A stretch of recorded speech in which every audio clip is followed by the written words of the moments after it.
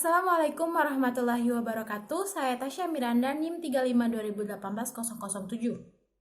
Baiklah, di sini saya akan memaparkan materi saya tentang penelitian tindakan kelas yang berjudul penerapan metode diskusi untuk meningkatkan keaktifan dan hasil belajar IPS pada siswa kelas 5. Yang pertama yaitu ada kajian pustaka, pengertian metode diskusi. Metode diskusi merupakan suatu kegiatan di mana sejumlah pembicara secara bersama-sama melalui tukar pendapat tentang suatu topik atau masalah, atau mencari jawaban dari suatu masalah berdasarkan semua fakta yang kemungkinan untuk itu. Dapat kita simpulkan bahwa metode diskusi adalah suatu kegiatan belajar mengajar dalam bentuk tukar pendapat dari pernyataan-pernyataan yang ada baik dari murid secara individual maupun secara kelompok, sehingga diperoleh suatu kesepakatan bersama dari permasalahan yang dikaji. Dalam kegiatan diskusi ada beberapa hal yang harus diperhatikan guru dan siswa. Yang pertama yaitu pembicara berlangsung dalam kelompok dan setiap kelompok ada pembicara di dalamnya.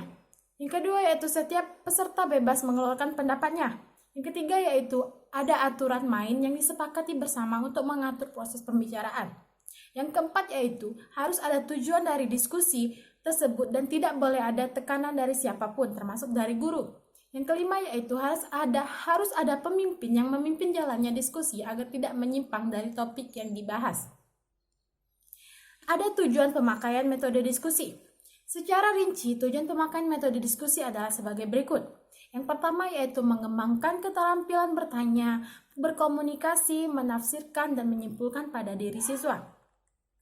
Yang kedua yaitu mengembangkan sikap sportif terhadap sekolah, para guru, dan bidang studi yang dipelajari.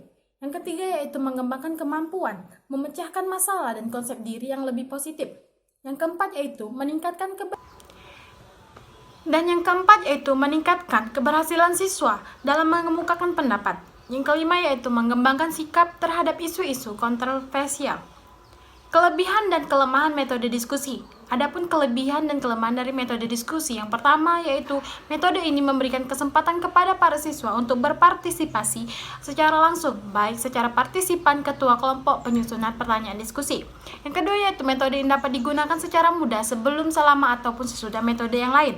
Yang ketiga yaitu metode ini mampu meningkatkan kemungkinan berpikir kritis, partisipasi demokrasi, mengembangkan sikap, motivasi, dan kemampuan berbicara yang dilakukan tanpa persiapan. Yang keempat yaitu metode ini memberikan kesempatan kepada para siswa untuk menguji, mengubah, dan mengembangkan pandangan, nilai, dan keputusan yang diperlihatkan.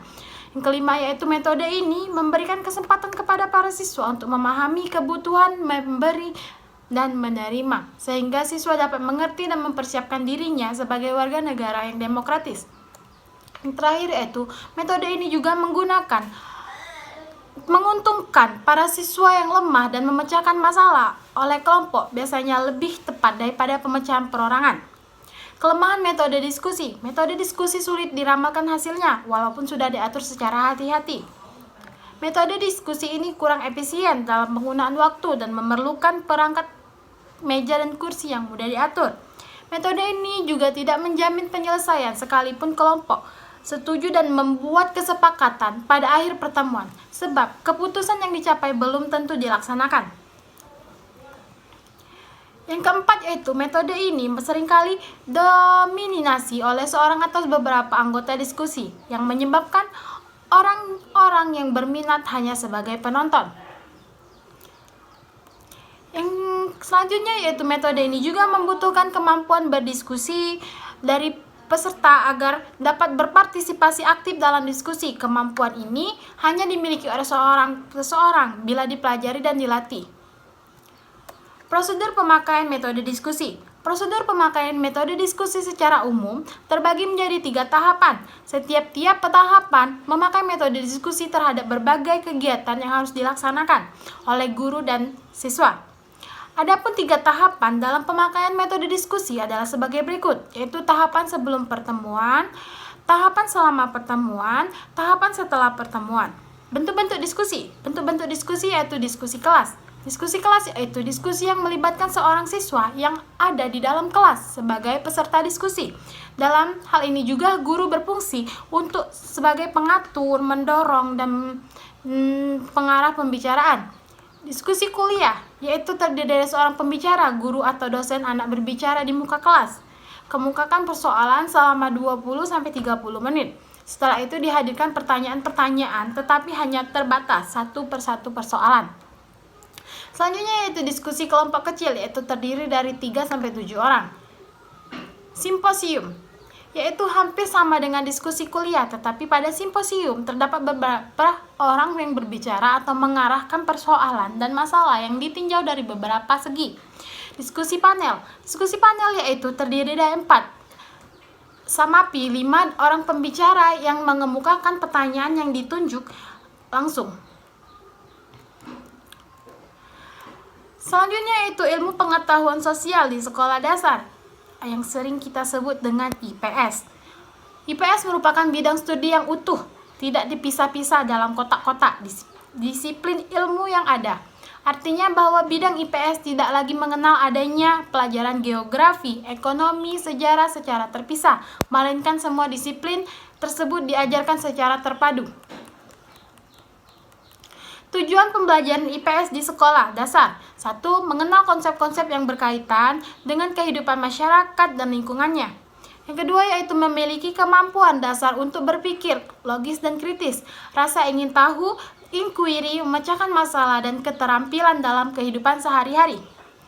Yang ketiga yaitu memiliki komitmen dan kesadaran terhadap nilai-nilai sosial dan kemanusiaan. Yang keempat yaitu memiliki kemampuan berkomunikasi, bekerja sama dan berkompetensi dalam masyarakat yang majemuk, tingkat lokal, nasional, dan global. Ruang lingkup IPS di sekolah dasar: yang pertama manusia, tempat lingkungannya, waktu, keterlanjutan dan perubahan, sistem sosial budaya, perilaku ekonomi dan kesejahteraan. Fungsi ilmu pengetahuan sosial di sekolah dasar. IPS di sekolah dasar berfungsi mentransmisikan pengetahuan dan pemahaman tentang masyarakat berupa fakta-fakta dan ide-ide kepada anak. Selain itu juga mengembangkan rasa kontinuitas dan stabilitas. Yang selanjutnya itu pendekatan dan metode pembelajaran IPS di sekolah dasar. Beberapa pendekatan metode pembelajaran IPS adalah sebagai berikut. Yang pertama yaitu lingkungan, yang kedua yaitu penemuan, yang ketiga yaitu induktif dan edukatif, yang ketiga yaitu nilai. Selanjutnya itu alat peraga atau media IPS. Alat peraga atau media adalah sumber belajar yang harus dikembangkan. Untuk tercapainya hasil belajar yang optimal. Hal ini seperti yang dikatakan dalam usaha meningkatkan kualitas proses pembelajaran dan hasil pembelajaran, kita tidak boleh melupakan suatu hal yang sudah pasti kebenarannya, yaitu bahwa pelajar banyaknya berinteraksi dengan sumber belajar. Selanjutnya yaitu keaktifan belajar. Pengertian keaktifan belajar dalam kemajuan metodologi saat ini, keaktifan lebih ditonjolkan melalui suatu program, sehingga kegiatan belajar siswa menjadi dasar untuk mencapai tujuan dan hasil belajar yang memadai. Adapun pendapat lain yang mengatakan bahwa keaktifan belajar itu beraneka ragam bentuknya, mulai dari kegiatan fisik yang mudah kita amati sampai ke kegiatan psikis yang susah kita amati. Kegiatan fisik biasa berupa membaca, mendengar, menulis, berlatih keterampilan. Bertolak dari beberapa pendapat tentang keaktifan belajar di atas, maka dapat disimpulkan bahwa keaktifan belajar merupakan bentuk segala kegiatan yang dilakukan siswa dalam proses pembelajaran, baik secara fisik maupun mental, yang kegiatan yang mudah diamati maupun sulit diamati. Selanjutnya yaitu ciri-ciri keaktifan belajar. Yang pertama yaitu keberanian siswa untuk mewujudkan minat, keinginan, dan dorongan. Yang kedua yaitu keberanian siswa untuk ikut serta dalam kegiatan belajar. Yang selanjutnya itu adanya usaha dan keaktifan siswa. Adanya keingintahuan siswa, memiliki rasa lapang dan bebas. Selanjutnya yaitu faktor-faktor yang mempengaruhi keaktifan belajar. Ada 4 hal yang mempengaruhi keaktifan belajar, antara lain 1.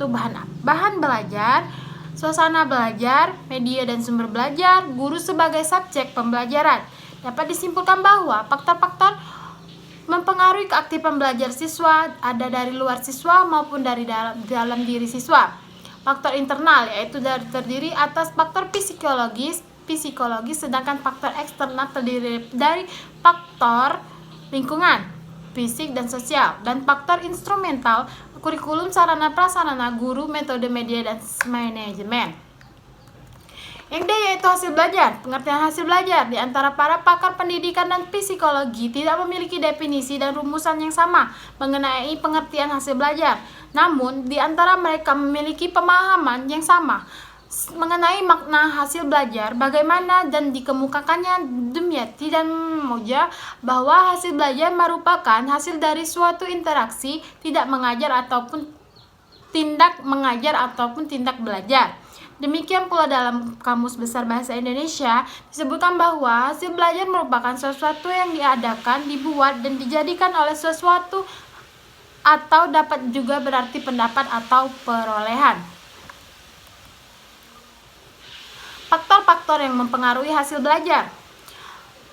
Faktor-faktor yang mempengaruhi hasil belajar yaitu pengalaman masa lampau, faktor kesiapan belajar, faktor minat dan usaha, faktor psikologis, dan faktor inteligensi.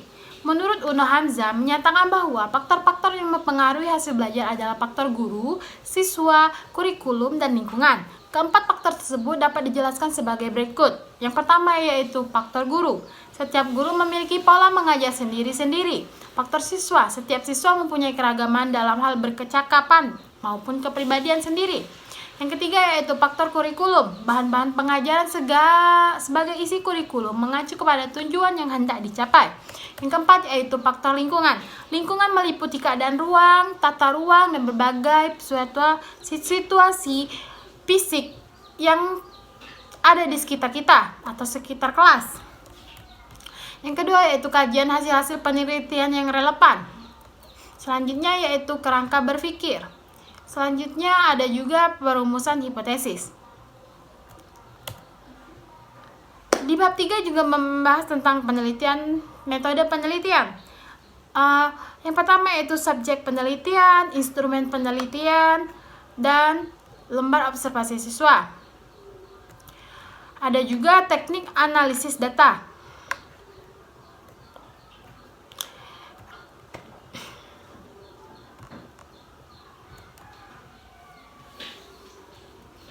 Rancangan penelitian, perencanaan siklus atau rencana tindakan, pelaksanaan siklus atau pelaksanaan tindakan, observasi dan evaluasi, refleksi, dan yang terakhir yaitu daftar pustaka.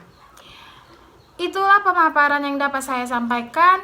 Mohon maaf apabila ada kata-kata yang salah. Kepada Allah saya mohon ampun. Saya akhiri. Wabillahi taufiq wal hidayah. Wassalamualaikum warahmatullahi wabarakatuh.